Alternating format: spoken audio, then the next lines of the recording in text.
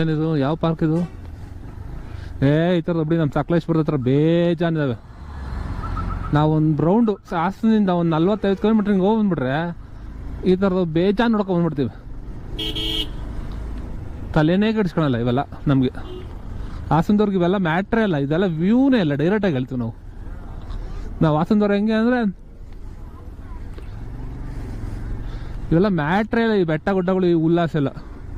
ಸಕಲೇಶ್ಪುರದ ಕಡೆ ಹಿಂಗೆ ಹೋಗ್ಬಿಟ್ಟು ಒಂದು ರೌಂಡ್ ಹೋಗಿ ಎತ್ಕೊಂಡ್ಬಂದ್ಬಿಟ್ರೆ ನಾವು ಮೊಸಳೆ ಗುಡ್ಡ,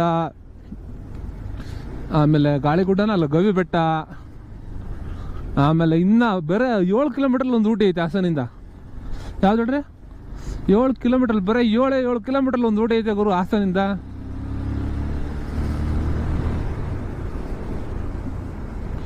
ನಮಗೆ ಬಾಯಿಬಿಟ್ಟು ಅಲ್ಲಲ್ಪ ಹೆಸರು ಯಾವುದಪ್ಪ ಪಾರ್ಕು ಅಂತಿದ್ರು, ಇವಾಗ ನಾಪ್ಕೊಂಡ್ ಬಂದು ನೋಡಿ ಸೀಗಗುಡ್ಡ. ನಮ್ಮ